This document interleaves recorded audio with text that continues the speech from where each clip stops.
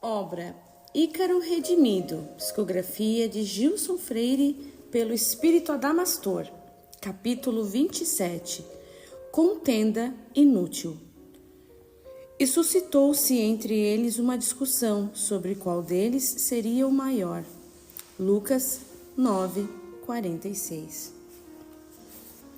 Os grandes erros que comumente enxolhavam nossa consciência, fixando-nos na memória espiritual de modo indelével e passam a habitar nosso interior, quais fantasmas de agonias, exigindo-nos todos os esforços para o seu reparo. Dessa forma, o remorso se avoluma no espírito em vias de atingir a maioridade, assomando-se-lhe como os mais pungentes acúlios do constrangimento diante de si mesmo e da lei. Embora o espírito sensibilizado pela evolução sofra muito mais pelos erros do que aquele que ainda age nas sombras da ignorância e da rebeldia, tal dor lhe é salutar recurso de recuperação, permitindo-lhe ascender na escalada evolutiva, conquistando novos limiares de felicidade e equilíbrio. A culpa, se bem aproveitada, é defesa segura contra o continuismo de antigos vícios e hábitos que alimentamos ao longo dos séculos, perpetuando-nos a condição de doentes da alma. E como toda emoção, sua simples elisão dos planos conscientes é ilusório recurso de alívio, adiando a imprescindível arbitragem da lei. Inteirar-se plenamente dela, conquanto aparentemente nos açoite com a pungência do arrependimento, é o primeiro caminho para configurar-lhe solução definitiva, favorecendo-nos o ressarcimento das dívidas. Por isso, a confissão sacerdotal, ou não, realizada com sinceridade de propósitos, sempre foi ato de beneméritos auspícios para o infrator, em todos os tempos, servindo-lhe como o mais salutar estímulo para o apaziguamento da consciência. Alberto agravou-se muito com o emergir de suas recônditas culpas depois da última incursão em suas memórias. Retirado em seus aposentos, não se dispunha aos passeios diários pelos jardins terapêuticos que vinha frequentando, e lacrimoso, desviava seu olhar de todos que lhe dirigiam uma palavra amiga, entibiado e adstrito aos próprios pensamentos. Poucos dias se passaram e Adelaide, movida por preocupações, buscou ouvir-me com respeito ao recrudescimento de seu estado. Nosso irmão piorou muito. Há muitos dias não o víamos tão abatido, comentou a amiga, algo pesarosa. E o que eu temia aconteceu, seu quadro se agravou. Os pontos fracos integrantes de sua personalidade, assoalhados em nossa análise, doravante se encaminharão para o seu fortalecimento, porém, apoiados em novos e salutares propósitos que dispensem as defesas equivocadas da arrogância na imposição do bem-estar íntimo. Fizemos até o momento o que nos era possível. Aguardemos agora a atuação da lei, na certeza de que a cura real não nos compete. Precisamos compreender, Adelaide, que a providência divina atua permanentemente em nós, a despeito de nossa incerteza, tomando todas as medidas de que necessitamos. Jesus nos alertou sobre isso ao se referir aos cuidados que o Pai nos dispensa. Da mesma forma como alimenta os pássaros e veste os lírios. Ante qualquer agravamento da saúde, acorre o homem ignorante e aflito a suplicar pela intercessão de recursos miraculosos de Deus, insistente de que Ele conhece de antemão todas as nossas necessidades e sabe acudir-nos com todas as diligências urgentes e cabíveis, antes que formulemos nossos petitórios. Por isso, preocupar-se excessivamente com os males que nos acometem, como se não nos fossem cabíveis ou estivéssemos entregues ao abandono, não é atitude condizente com aquele que já conquistou a crença na amorosa assistência divina. Nosso amigo precisa desses momentos de reflexão e reajuste consigo mesmo, até que suas energias emocionais, ainda desalinhadas, acomodem-se em novo patamar de equilíbrio. Não se desespere, ele agora está perfeitamente ciente da nova realidade que o envolve e conta com forças suficientes para suportar o difícil transe das dores conscienciais em que se detém. Nossa melhor ajuda no momento é a compreensão do silêncio e o aprazimento da prece.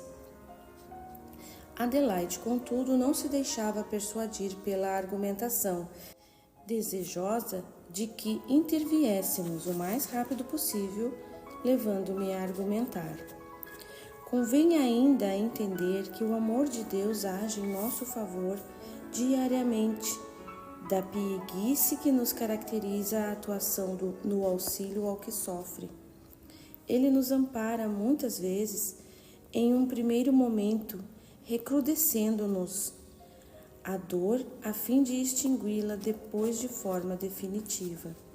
A exacerbação inicial, parecendo abater-nos a possibilidade de soerguimento, remete-nos muitas vezes ao desespero, quando não à revolta, por não compreendermos a atitude coerciva e corretiva da sua providência.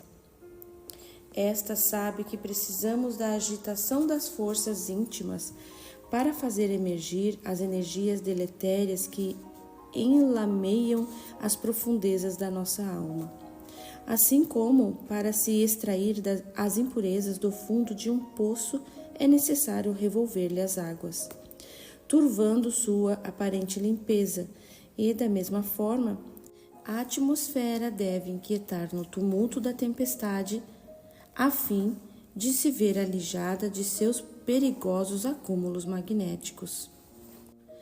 O alívio que o final do processo proporciona é demonstrativo de que a comoção inicial se faz necessária e visa sempre a solução e não a danos. Assim funciona a lei e por isso, quase sempre, no campo dos sofrimentos humanos, também é preciso experimentar a piora para se banirem definitivamente os seus males. Eis porque o agudizar de toda a enfermidade é prenúncio de sua resolução, e as doenças crônicas que não se agravam caminham para incurabilidade, exatamente por perderem essa capacidade. Na esfera moral se aplicam essas mesmas leis, e os tormentos dos grandes remordimentos prenunciam o apaziguamento da consciência, encaminhando soluções definitivas, pois é da lei que a tempestade suceda sempre a bonança.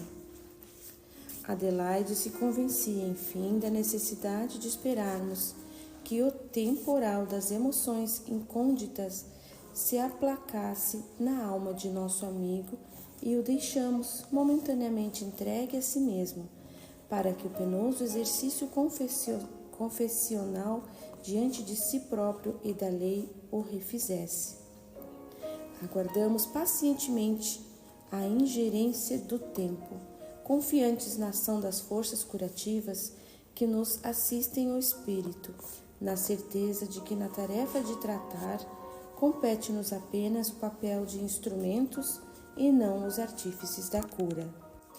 Sabíamos, contudo, que não vasculháramos a totalidade das penúrias que lhe obstaculizavam a saúde plena, e ainda nos cabia prosseguir em busca de outros erros e suas lições.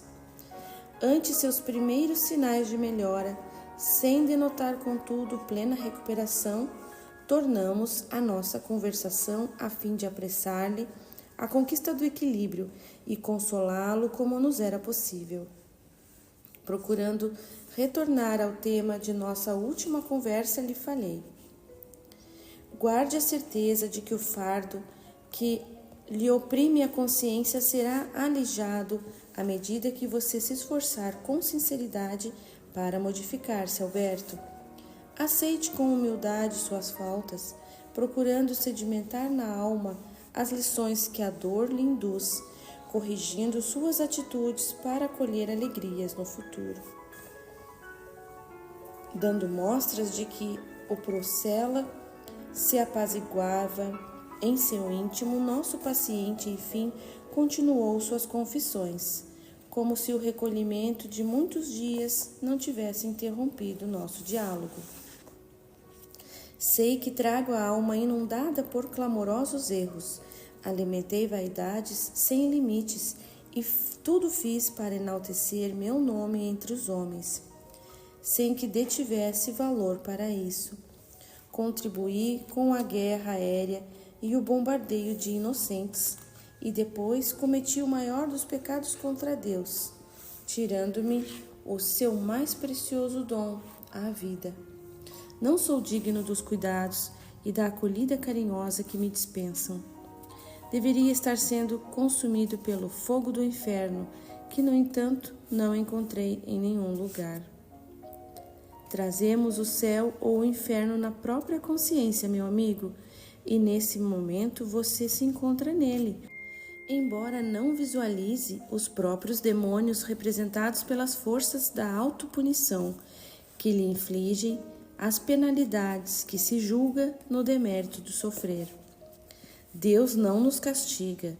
Se sua lei nos constrange com dores, é porque o seu amor nos deseja reconduzir aos caminhos corretos do devenir. Afaste de sua alma a autocondenação que destrói e erga-se para a vida. Construa em si mesmo novos valores que o tornem merecedor da felicidade para a qual ele nos criou. Tentarei, porém, sem tuas forças combalidas e sem ajuda não poderei soerguê-las. Devo confessar-lhes que meu orgulho ainda teima em não admitir a realidade das enormes faltas que povoam minha alma. Preciso contrariar meus propósitos íntimos para trazê-los à baila e, principalmente, para expô-las à consideração dos amigos. Mas sei que se trata de uma necessidade para o meu reequilíbrio e estou me esforçando para ser o mais sincero possível comigo mesmo. Superando sua natural timidez, desnudava-se diante de si mesmo, continuando: depois do reconhecimento dos meus graves erros com respeito à guerra, senti que minha existência não tinha mais sentidos e o viver tornou-se uma constante punição. E parecia que Deus, de fato, me castigava nas mínimas ingerências da vida. Em 1928, o povo de minha nação, sabendo-me doente, preparou-me outra calorosa recepção quando desembarcava no Rio de Janeiro. Um hidroavião, batizado com meu humilde nome, deveria sobrevoar o navio que me trazia. Entretanto, precipitou-se, à vista de todos, na Baía de Guanabara, matando todos os seus ocupantes, homens ilustres que me homenageavam. Foi um golpe brutal para minha pobre alma, incapaz de tolerar mais decepções. Só podia ser mais um látego do destino, repreendendo-me pelas ousadias e clamorosas faltas. Suspirou profundamente para enfim expor. Mas não é tudo, amigos. Diante do altar da consciência, devo confessar que essas decepções não compunham meu principal tormento. Há outro ainda maior e do qual me envergonho a ponto de escondê-lo até onde pude. Logo depois de meu canard, que é um termo francês que significa ganso e que foi usado para denominar o bizarro 14 bis que voava com o leme para frente, assemelhando-se com essa ave. com seu longo pescoço. Logo depois que meu Canard elevou o seu primeiro voo, quando os jornais noticiaram o imemorável feito em todo o mundo, vieram dizer-me que não fora de fato o primeiro no mundo a empreender a façanha, que outros 3 anos antes já realizavam as ocultas experiências bem-sucedidas com aeroplanos motorizados, cabendo-lhes a primazia do invento. Denotando sinceridade de atitude diante da revelação mais pungente de sua vida, sem dúvida o ápice de suas agruras, e sentindo que a barreira inicial do enfrentamento da importante questão havia sido rompida, continuou seu relato. No início acreditava que ninguém daria ouvido àqueles que me requisitavam o título, os irmãos Wright, pois por mais de 5 anos não se teve a menor notícia deles. Os jornais do mundo não o noticiaram. Não haveria então motivos para tal absurdo, e sequer existiam provas que atestassem os acontecimentos. Como afirmavam voar desde 1903, se na exposição de aeronáutica de St. Louis, em 1904, bem próximo de onde realizavam suas pretensas experiências, ninguém os mencionava? Não se fazia a mínima referência aos seus nomes.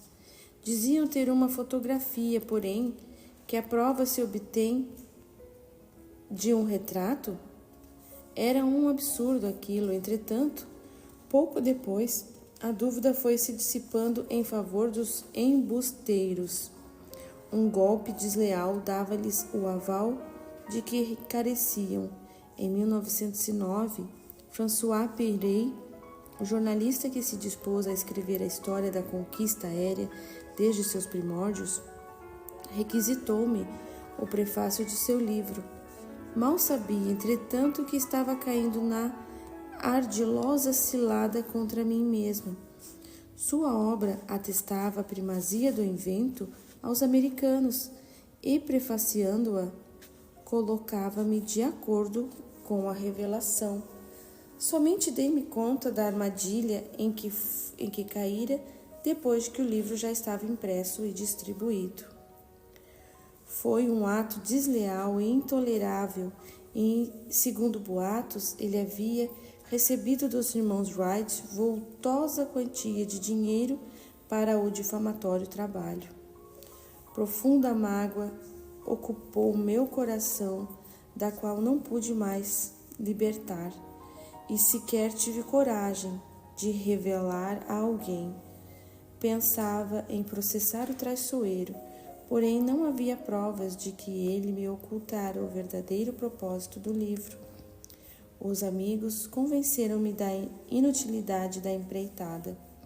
Como consequência disso, os almanaques franceses, depois de 1913, passaram a ignorar o meu nome dentre os pioneiros da conquista aérea. Estava concretizado o fato, e minha glória havia sido roubada. Fui impiedosamente varrido dos anais da história, em completo descaso para com os meus esforços. Foi um golpe mortal para minha pobre alma. Denotando profunda angústia, fez breve pausa para então seguir. Hoje sei que o ocorrido molestou-me sobremaneira por açoitar a vaidade da qual doentiamente me alimentava. Eis a dor maior que não pude tolerar, a mais amarga e insuportável lembrança da qual não consegui mais me evadir. O invencioneiro era eu. O blefe estava revelado e atestado. O falso herói estava finalmente desmistificado, intimidando-me sobremaneira perante o povo de minha nação, que, contudo, prosseguia idolatrando-me o humilde nome, relutante em aceitar a infâmia sem que eu merecesse tal prova de lealdade. Minha vida tornou-se um suplício. Somando-se a isso, a participação na guerra e os vexamosos fracassos do passado, envergonhado passei a desejar a morte como solução para os meus enormes tormentos e acabei cometendo o maior dos pecados contra Deus.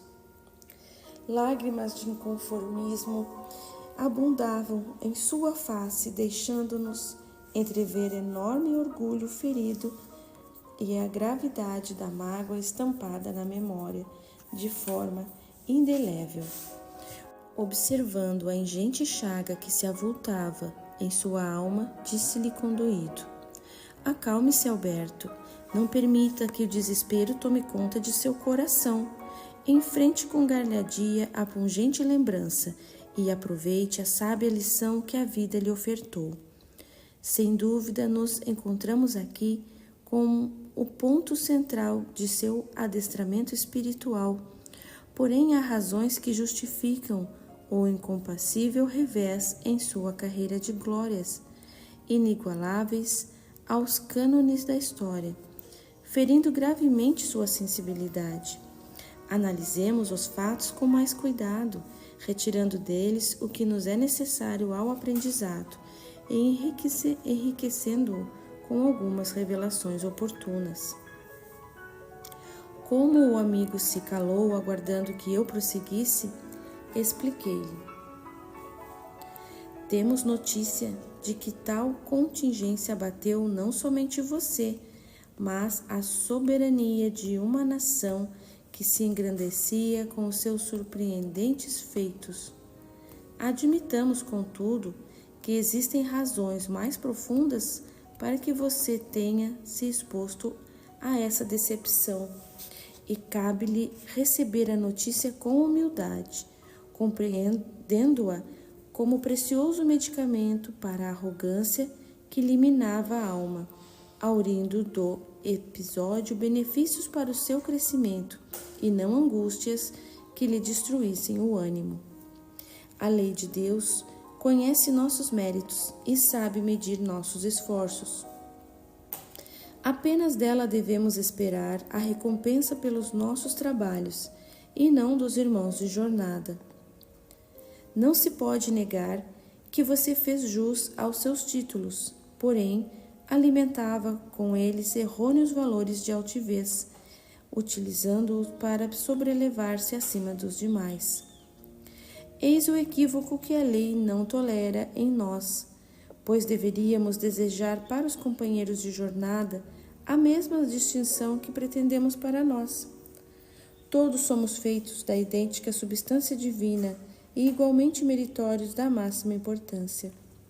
E a vida realmente nos quer grandes, mas não na grandeza confeccionada em fatuidades, porém na realeza divina que equilibra o poder e simplicidade, dispensando a doentia necessidade de se posicionar o espírito acima dos valores alheios.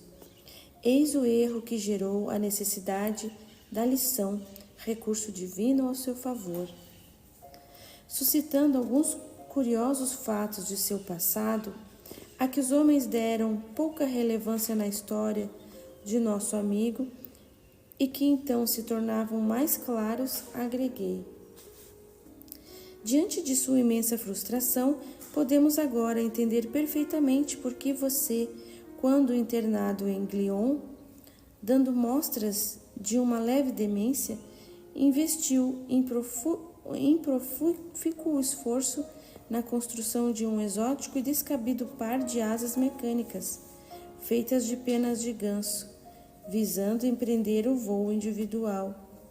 Na verdade, você desejava ardentemente reconquistar a primazia perdida. Verdade que seu orgulho relutava em aceitar, e o mesmo sentimento o movia quando, nos seus últimos anos de vida, sentiu-se já esquecido de todos. Você maquinava um impossível voo até o Polo Norte com seu dirigível número 10, objetivando ser o primeiro homem a realizar o grande feito. Você necessitava urgentemente de novas proezas que o tornassem a lhe engrandecer o nome. Acenando com um olhar consternado, continuou pacientemente a ouvir-me. e também se nos esclarece a motivação oculta que alimenta os seus repetitivos sonhos de achar-se despido em público, molestando-o com arraigados sentimentos vexatórios. São reflexos de nossas emoções adversas que você angariou indevidamente por longo tempo e que ainda lhe perturbam o inconsciente, exigindo reparo. Você carrega, na verdade, imensa vergonha diante de si mesmo por se ver desmascarado perante aqueles a quem desejaria continuar nutrindo a falaz imagem do herói sem máculas. Vergue-se diante da sabedoria divina que lhe suscita a renúncia ao orgulho vil e aceite sem relutância a necessária lição de humildade, embora intolerável ao espírito ainda altivo. Somente assim suas aflições encontrarão alívio, meu amigo. Ante o seu silêncio e na tentativa de persuadi-lo da realidade dos fatos, prossegui, enriquecendo minha argumentação. Sabemos que a disputa pela primazia gerou calorosas polêmicas na tentativa de demonstrar quem realmente fora o inventor do extraordinário aparelho voador. Discussões que certamente ainda não terminaram e bem cedo findarão, pois quando a supremacia de um povo está em jogo, todos os meios justificam sua defesa. Há, contudo, uma realidade maior que permeia as páginas de sua história que lhe fará bem em conhecer.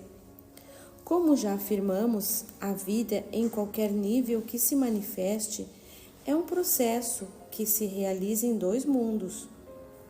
Existe uma ativa e permanente corrente de pensamentos entrelaçando seus dois planos, a bem da verdade, o real condutor de nossas descobertas, que entretém o progresso humano e a esfera espiritual, enquanto o domínio da carne é apenas o campo de sua aplicação. Por isso é forçoso reconhecer que as grandes invenções que beneficiaram a humanidade em todos os tempos não são meras descobertas ou criações realizadas ao acaso pelos encarnados, porém, obras programadas por aqueles que nos dirigem.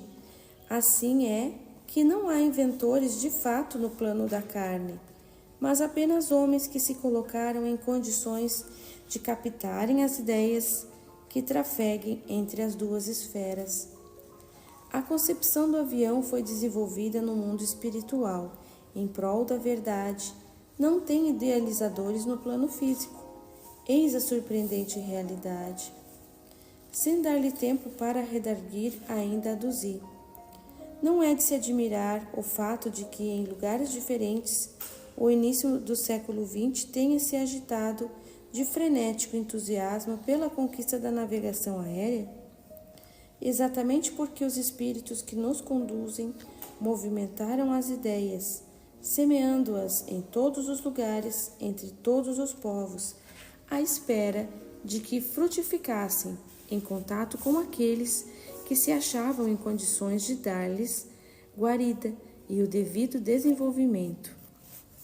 Victor Hugo reconheceu isso a nos afirmar que uma ideia chegada ao seu tempo é mais poderosa do que todos os exércitos. Você e os irmãos norte-americanos, Orville e Wilbur Wright, foram os mais receptivos e aptos a recolher essas sugestões e concretizá-las no mundo físico. Apenas isso. Não somente vocês, mas todos aqueles que compuseram o rol de pioneiros e se arriscaram ou mesmo perderam a vida nas arrojadas empreitadas iniciais, obedeciam ao comando dos espíritos. Portanto, não há motivo para se digladiarem em busca de privilégios e hegemonias que não se justificam, pois todos apenas cumpriam com o que lhes determinava a influente voz da intuição, que a ninguém pertence. Se uns chegaram primeiro do que outros, isso pouco importa e interessa apenas a nossa vaidade, meu amigo. A contribuição de cada um perante a lei de Deus é idêntica e nutrida dos mesmos valores. Alberto emudecia pasmo diante da revelação, a fim de alijá-lo das infundadas frustrações que ainda vicejavam em sua alma. Agreguei: certamente que você detinha valores para o desempenho da tarefa conquistado em existências anteriores, porém, sem a orientação do plano espiritual, nada teria realizado. Guarde essa certeza. O trabalho já estava determinado e você apenas se colocou por mérito próprio em condições de executá-lo. Não nos convém, portanto, pleitear unicamente para deleite da vaidade o direito dos inventos, como se fôssemos os únicos detentores do processo criativo. Como não temos a exclusividade da primazia de nada que criamos, essa reputação não nos pertence e não nos pode ser roubada. E se convém a outros a utilizarem para o próprio engrandecimento, sejamos humildes o bastante para ceder-lhes o mesmo bem que queremos para nós. Sentíamos que Alberto, embora ainda silente, assimilava a lição, acalmando-se diante de uma compreensão maior da vida e sua real participação no processo inventivo a que se achava no direito de posse. Continuei acrescentando informações que lhe fariam bem conhecer. É preciso considerar ainda que seu trabalho, na verdade, foi um empreendimento desenvolvido pelo esforço de uma equipe de encarnados e desencarnados, sem a qual nada teria sido possível. Os benfeitores ocultos que o orientavam fizeram-lhe companhia constante aos pensamentos e habitavam seus sonhos, desempenhando papel importante em sua missão, fazendo da genialidade do amigo obra de esforço conjunto.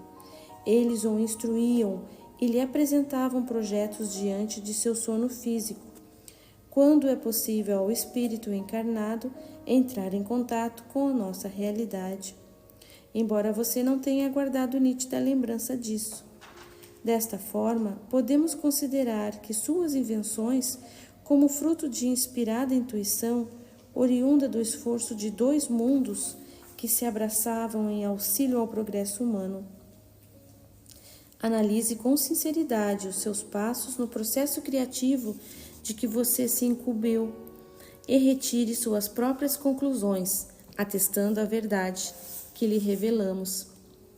Embora denotasse espanto, o amigo não se animava a retrucar-me, irradiando ansiedade pela continuação do meu relato. Cuidando de ser o mais sincero em minhas palavras ante o seu olhar curioso, segui perfilando os dados fiéis que recebera do Departamento de Informações de nossa colônia, facilitando-me a argumentação. Não se pode olvidar ainda que os planadores já existiam quando você desenvolveu o seu avião. Eles aguardavam somente alguém que lhes adaptasse o poderoso propulsor que tivesse coragem para elevar-se no ar. Você apenas detinha essa condição, conhecia os princípios da aeronáutica que já estavam muito bem estabelecidos e arquivara a rica experiência dos voos aerostáticos. E ainda convém ressaltar que, como vemos em nossos registros, você não estava muito interessado em dispensar esforços no mais pesado do que o ar, por não acreditar em seu sucesso. Como você mesmo afirmara a certa época, não cabia ao homem copiar as construções da natureza, desenvolvendo máquinas que imitassem os pássaros. Assim, continuava empregando tempo desnecessários na construção de balões, que já haviam atingido o máximo possível de aprimoramento para a época, atrasando seus passos na empreitada do avião. Os espíritos que precisavam de seu trabalho estimulavam-no no caminho correto, porém você obstinadamente recalcitrava, acreditando ainda na superioridade dos dirigíveis, investindo na realização de um aparelho híbrido, uma espécie de balão alado que não seria nada conveniente. Foi então preciso que seus amigos espirituais o demovessem da renitente obstinação, servindo-se da sugestão de Léon Lavoisier, a fim de atiçá-lo à tarefa. Sem esse estímulo, você nunca teria se empenhado nessa conquista naquele momento, como não o fizera em oportunidades anteriores. Sem considerarmos ainda que você nunca revelou devidamente a prestimosa ajuda de seus colaboradores encarnados, sem os quais nada teria sido possível. Denotando, enfim, laivos de humildade, Alberto redarguiu. É forçoso reconhecer que tive importantes contribuições na construção de meu aeroplano e pouco as mencionei para não obscurecer a minha participação exclusiva. E devo confessar que não confiava no sucesso do mais pesado que o ar, concentrando ainda meus esforços nos dirigíveis, quando, ao assistir uma corrida de lanchas, surpreendi-me com o potente motor Antoniette, interessado em sua aquisição e explicando a finalidade para o qual o queria, Lavoisier, seu criador, de fato, sugeriu-me utilizá-lo em um aeroplano em vez de um balão, certo de que ele detinha potência suficiente para isso. Acreditei na possibilidade e animei-me a testá-la. Foi nesse exato momento que senti minha mente invadida pela ideia do veículo voador e passou a dominar-me completamente o interesse.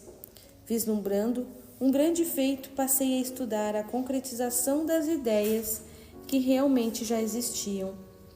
Assim surgiu a concepção do avião, é verdade. Não fosse isso, não me teria empenhado em sua realização.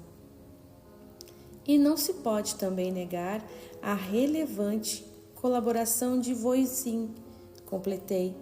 Convocado pelos seus amigos espirituais, o trabalho dele foi imprescindível ao sucesso.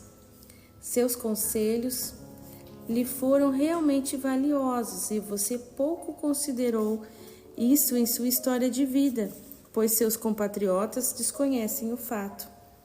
E sem as habilidades de Anzini, montando os cilindros do novo motor em V, dobrando-lhe assim a potência, você não teria saído do chão. Sem olvidar que, contrariando a decisiva orientação espiritual que o assistia, seu bizarro aparelho voava com o leme na dianteira, ameaçando gravemente a sua estabilidade. A verdade me faz muito bem à alma e lhe agradeço por ressaltá-la aos meus olhos que nunca puderam admiti-la, temeroso de que viesse roubar a grandeza que pretendia impor ao meu nome. Não posso negar a imprescindível ajuda de Voisin e devo confessar que ele muito insistiu desde o começo para que eu invertesse a orientação de meu aparelho, colocando o leme atrás. Entretanto, minha obstinação não me permitia ouvi-lo, acreditando que na frente suas aletas me ergueriam com mais facilidade, e precisei experimentar o equívoco para testar sua inviabilidade. Apesar dos contratempos, seu 14 bis voara, e você se embebeceu dos aplausos e pompas do mundo, os quais merecia, porém não convinham à desmedida elação de personalidade. E você desconsiderou a participação importante dos companheiros por imposição de exclusiva sede de glórias. Natural que a corrigenda desses abusos se fizesse necessária, e somente o sofrimento e a decepção poderiam lhe demover do patamar de altivez em que se projetara. Agradeça, portanto, as dores que lhe vergaram a alma doente encaminhando a correta posição diante da vida, meu amigo, embora você, recalcitrante, não as tenha aproveitado devidamente. Não culpe, portanto, os reveses da vida por um roubo daquilo que você não detinha o direito pleno de possuir, reconhecendo que os seus sofrimentos não se justificam. Alberto, acabrunhado, recolhia-se aos próprios pensamentos, absorvendo as importantes lições que a vida lhe propiciara.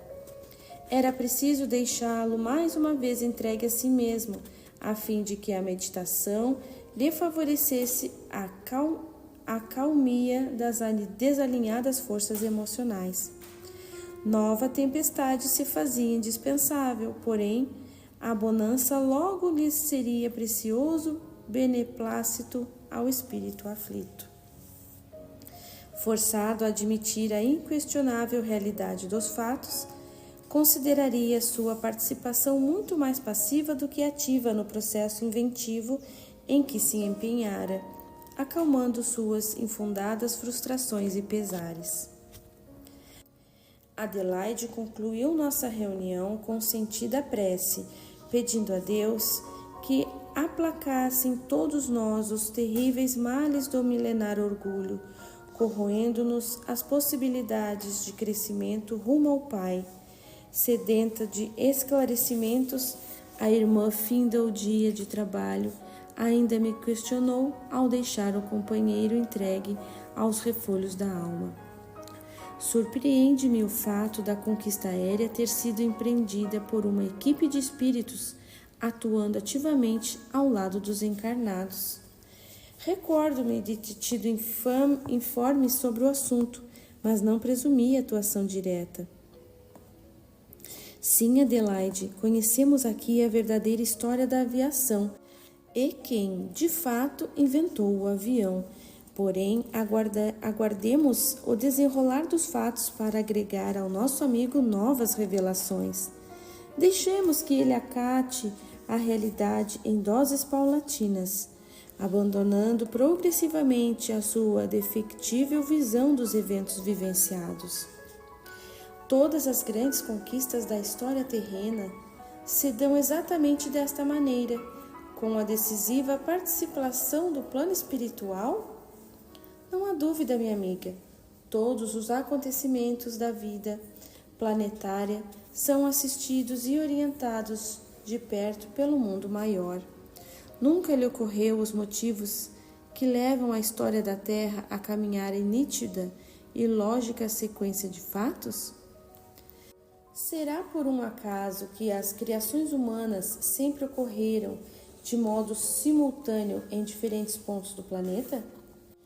Povos diversos em distantes locais sempre desenvolveram ferramentas extremamente idênticas.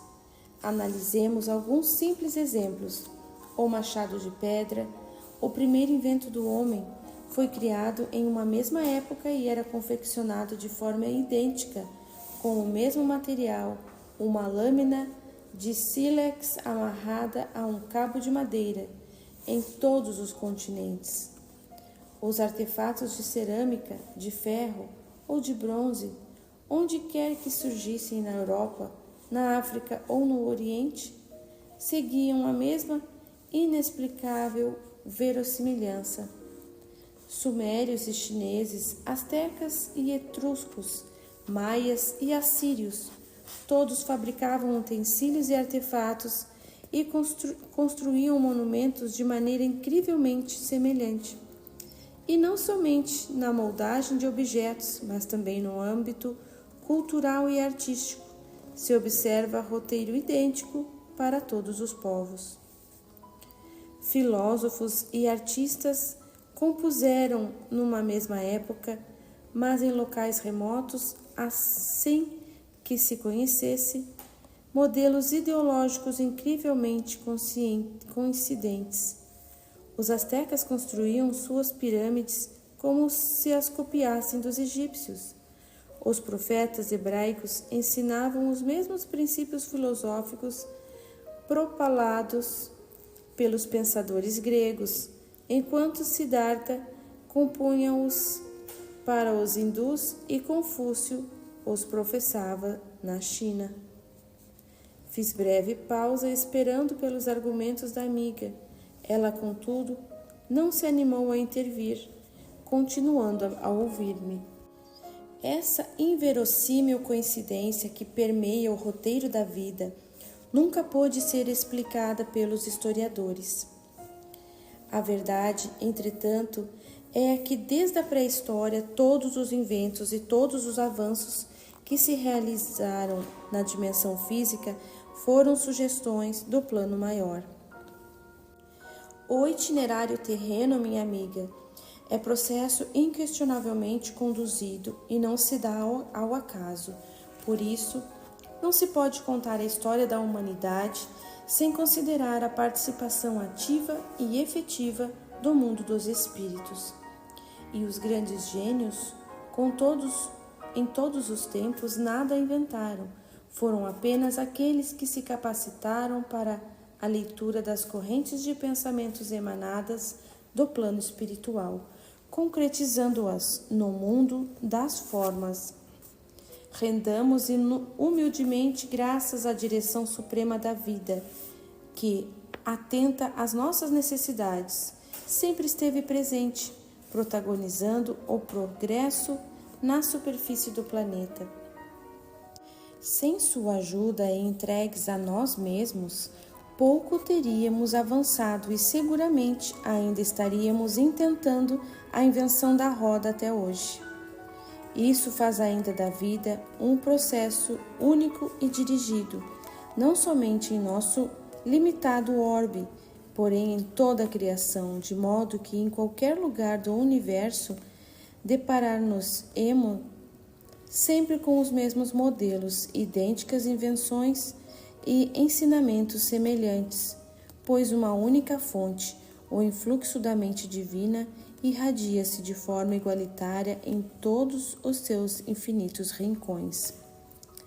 Atenta, como sempre, ao desenvolvimento lógico das ideias e interessada no real esclarecimento das questões abordadas, a amiga, com muita propriedade, ainda perguntou: parece-me compreender, pelas suas explicações, que nada é possível criar no reino da matéria, e, na verdade, não existiriam inventores entre os encarnados, obedientes sempre às sugestões do mundo espiritual.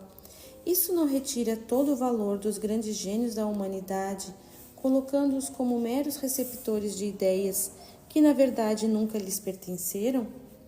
E as invenções que objetivaram unicamente a destruição e a maldade também são produtos dos espíritos? Suas questões têm real fundamento, Adelaide. Compreendamos que a vida é a ação permanente de uma vontade criadora única que se desenvolve em dois mundos, evoluindo em permanente intercâmbio de ideias que fluem e refluem entre os dois planos, em verdadeiro entrelaçamento de interdependência de valores. Contudo, desde que o espírito dominou o pensamento contínuo e passou a desenvolvê-lo com maior potencialidade após a morte, a escola da carne transformou-se no terreno das aplicações práticas e adestramento das ideias, originadas sempre no reino do espírito. Portanto, a bem da verdade, a esfera física raramente detém originalidade de concepções e descobertas, pelo simples fato de que o espírito liberto do subjugo da carne encontra-se com o seu potencial criativo muito mais aguçado, nutrindo-se da maior criatividade inventiva e inigualável percepção intuitiva da realidade. Dessa forma, o mundo espiritual assumiu o comando da vida planetária, passando a ser a verdadeira fonte mantenedora dos campos de ideias que entretecem a vida humana. Daqui, partindo todo o conhecimento, o nosso plano passou a preparar, antes do nascimento, aqueles que se mostravam mais aptos ao desempenho da função inventiva, a se expressar em todas as áreas do pensamento humano, enviando-os periodicamente à carne, como missionários, a fim de apressar e orientar o progresso da humanidade. Portanto, em tempo algum os gênios foram meros produtos do meio físico e aparições casuais nos cenários da vida planetária. Embora muitas vezes sejam forjados na premência de superação dos limites e que obstaculizavam a expressão de suas personalidades, trazem sempre suas experiências passadas ou mérito na aquisição das habilidades a que se prestam, não sendo detentores de dons que o divino supostamente distribuísse ao acaso. Como a irmã nada agregasse, ainda elucidei. Convém esclarecer, contudo, que nem todos os encarnados são obedientes às sugestões do mundo espiritual e nem todos cumprem o roteiro estabelecido na programação reencarnatória. Compreendamos que a criatividade humana se realiza nos mesmos moldes da mecânica mediúnica, pois as ideias irradiadas da esfera extrafísica somente são percebidas e manipuladas pelas mentes que se encontram aptas a trabalhá-las, dando-lhes tão perfeita guarida no campo psíquico que as confundem com os próprios pensamentos. Esse fenômeno, funcionando segundo as mesmas leis físicas da ressonância, coloca o receptor participando da elaboração criativa com idêntico juízo de responsabilidade e igual mérito no seu desenvolvimento. Exatamente por isso, aquele que cria ou inventa, como todo médium, não pode acomodar sugestões e concepções que não detenha potencial de gerar, tornando assim o processo intuitivo um conúbio de mentes que se entrelaçam em propósitos comuns, onde todos participam com seus inquestionáveis valores e contribuições pessoais. Isso faz de todo cientista, pensador ou gênio um intermediador de ideias, portanto, um medianeiro na acepção espírita da palavra. Para finalmente concluir, os espíritos superiores que nos transmitem correntes de sugestões, por sua vez, as captam de níveis ainda mais superiores, de modo a considerarmos que, no sentido absoluto, somente a Deus compete o ato criador em seu processo genuinamente primário e a mente divina já concebeu tudo o que se pode realizar no mundo das formas que habitamos. Entretanto, quis o Senhor que fôssemos partícipes ativos de sua obra e não meros executores de sua vontade. Por isso, em qualquer nível, desde que atinjamos as condições indispensáveis, qualquer um pode dar perfeita guarida às ideias criativas que infundem o cosmo, fazendo também co-criador no plano menor. E os gênios do mal do reino humano em todos os tempos são igualmente inteligências consorciadas aos sicários das trevas em serviço de destruição e maldades em idêntico processo de funcionamento. Admitimos, entretanto, que a lei de Deus estabelece limites naturais ao desenvolvimento do conhecimento, permitindo que os seus segredos somente se revelem àqueles que conquistam a nobreza da bondade, pois a sabedoria só se adquire com dotes do amor verdadeiro. Assim, o Altíssimo protege a criação e os protagonistas do mal são cerceados pela própria ignorância, restringindo-se-lhes o desenvolvimento pleno das potencialidades. Estou convencida de tudo isso, contudo, não fomos muito incisivos com nosso amigo, destituindo-o do valor próprio nas conquistas sobre as quais detém, de fato, méritos pessoais? Compreendemos que Alberto trazia importante genialidade e sua contribuição ao progresso é inegável. Entretanto, temos de reconhecer que ele, com sua grande habilidade mental, apenas tornou prático o avião e não o inventou. Suas proezas são realmente consideráveis e sua participação meritória de destaque na história humana. Contudo, ele fez disso motivo para engrandecer sua vaidade e errou ao desejar ardentemente a exaltação do próprio nome, desconsiderando todos quantos o ajudaram. Esse foi o seu equívoco e o motivo de sua desdita. Possivelmente você interprete como dura a palavra de orientação que lhe dirigimos, destituindo-o do real valor de seu trabalho. Porém, neste momento, tudo indica ser essa a sua necessidade. É preciso que ele se recolha na humildade e promova o crescimento espiritual em nova direção. Eis a nossa função nesse instante, perante o seu desvalimento. O passado é força poderosa a se refletir no presente em forma de continuismo. Se não impusermos nossa vontade no redirecionamento das tendências que o cerceiam. Assim, antes que o orgulho contumaz se instale novamente, reverberando-se como atitude automatizada em alvitantes hábitos personalísticos, trazendo riscos de novas quedas e dores, tratemos de impor-lhe a moderação e a modéstia como normas indispensáveis ao equilíbrio.